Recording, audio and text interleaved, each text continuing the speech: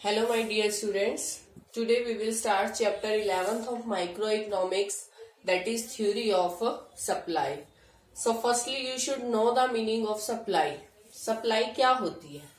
सबसे पहले तो आपको ये पता होना चाहिए सप्लाई करी किसके द्वारा जाती है. लाइक डिमांड को कौन करता है? Obviously consumer. मार्केट में किसी भी प्रोडक्ट की डिमांड जो की जाती है वो कंज्यूमर के द्वारा की जाती है. क्लियर. लाइकवाइज सप्लाई कौन करता है? प्रोड्यूसर्स करते हैं. क्लियर.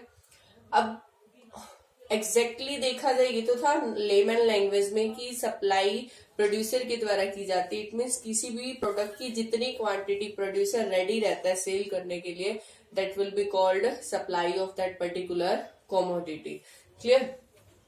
सप्लाई का हमारा एग्जैक्ट मीनिंग है the various quantity of a commodity which a producer is ready to sell at different prices of commodity. Clear.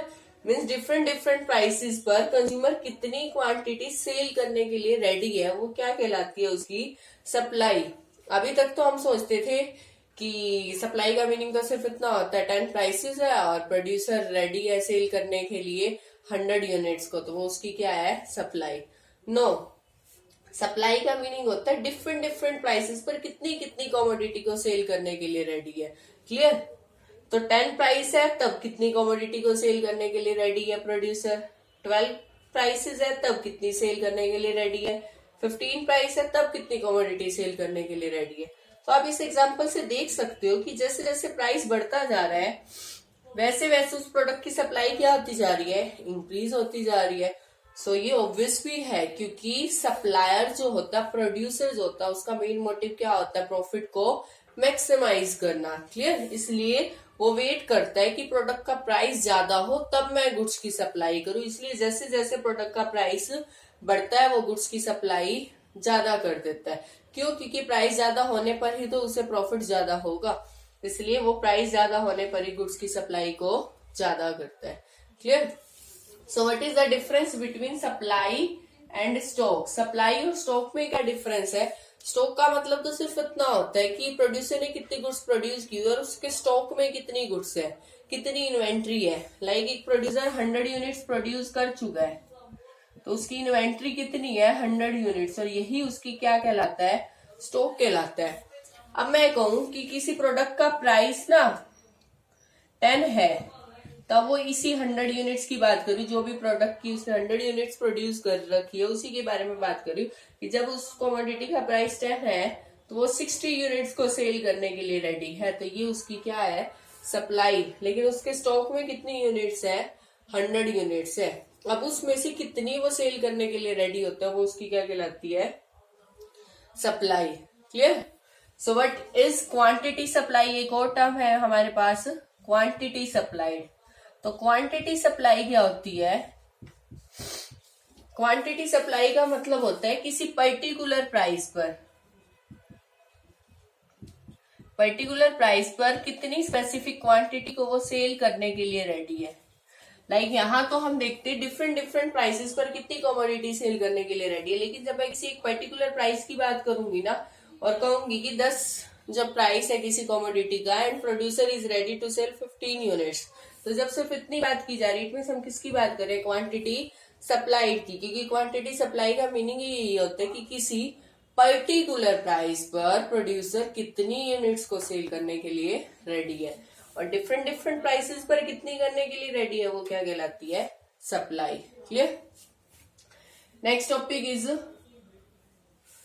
Individual demand supply schedule. अब individual supply schedule क्या होता है? अब सब शेड्यूल से तो मीनिंग आप समझते हो. टेबुलर फॉर्म में जब रिलेशनशिप बताया जाएगा किसका प्राइस और सप्लाई का, that will be called individual supply schedule. तो एक तरीके से ये क्या है हमारा? Individual supply show. जब टेबुलर फॉर्म में प्राइस और सप्लाई के बीच में रिलेशनशिप को शो किया जाता है वही हमारा क्या कहलाता है? Individual supply schedule. क्लियर. तो मार्केट सप्लाई शेड्यूल क्या होता है? ये तो सिर्फ एक इंडिविजुअल प्रोड्यूसर की बात की ना.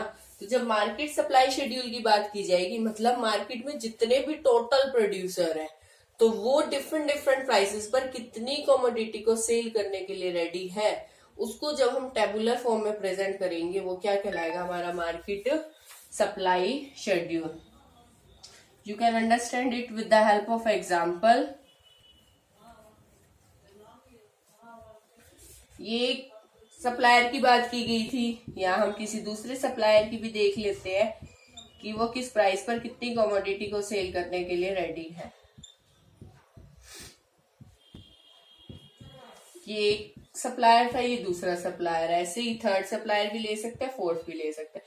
तो इन सभी प्रोड्यूसर की मैं जब इंडिविजुअल सप्लाई शेड्यूल, सभी के सप्लाई शेड्यूल को ऐड कर दूंगी तो क्या आ जाएगा हमारे पास, मार्केट सप्लाई शेड्यूल. तो इस एग्जांपल में हम सिर्फ दोनों प्रोड्यूसर का ऐड करें 10 प्राइस पर. एक प्रोड्यूसर 15 यूनिट सेल करने के लिए रेडी और सेकंड 12, तो इट मीन टोटल कितनी सप्लाई करने के लिए रेडी है, 27. लाइकवाइज सेकंड का देखो, 18 यूनिट्स को सेल करने के लिए रेडी है, 15 को, इट मीन टोटल 33. 15 प्राइस पर ये प्रोड्यूसर 20 यूनिट्स को सेल करने के लिए रेडी और ये 18 को, इट मीन 38. क्लियर. तो सभी अलग अलग जितने भी प्रोड्यूसर्स थे, सभी प्रोड्यूसर्स की जो डिमांड शेड्यूल को हम ऐड कर देते हैं तो क्या आ जाता है हमारे पास, market supply schedule. Clear. Means हमारे इंडस्ट्री के जितने भी सभी प्रोड्यूसर हैं. अब इंडस्ट्री क्या होता है, वैसे इंडस्ट्रीज का मीनिंग होता है फर्म का total.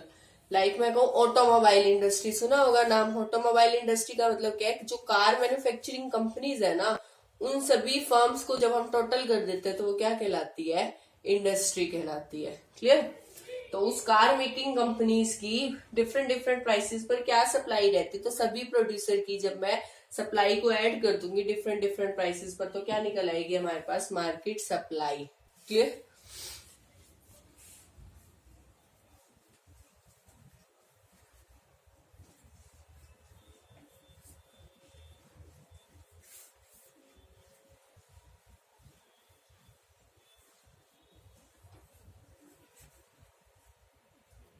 Next is supply curve.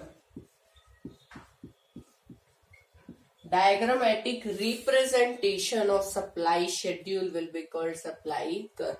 अभी जो टेबुलर फॉर्म में थी वो शेड्यूल था, जब उसको हम डायग्रामेटिक रिप्रेजेंट करते हैं वो क्या कहलाता है, हमारा सप्लाई कर्व. तो वो शेड्यूल क्या बता रहा था, जब किसी कमोडिटी का प्राइस कम था तो उसकी सप्लाई भी कम थी, लेकिन जैसे ही प्राइस बढ़ गया था तो हमारी सप्लाई भी बढ़ गई थी. फिर प्राइस बढ़ा दिया था तो फिर से सप्लाई क्या हो गई थी, इंक्रीज हो गई थी. क्लियर. तो ये हमारा क्या है, supply curve. Clear. X axis पर हम प्राइस ले रहे हैं और वाई एक्सिस पर सप्लाई ले रहे हैं. क्लियर. और सप्लाई कर्व को भी लाइकवाइज हम 2 पार्ट्स में डिवाइड कर सकते हैं, individual supply curve and market supply curve. Clear. अब किसी एक प्रोड्यूसर की डिफरेंट प्राइसेस पर क्या सप्लाई थी उसको शो करेंगे तो वो इंडिविजुअल कहलाएगा. सभी प्रोड्यूसर का शो करेंगे तो क्या कहलाएगा, मार्केट सप्लाई कर्व.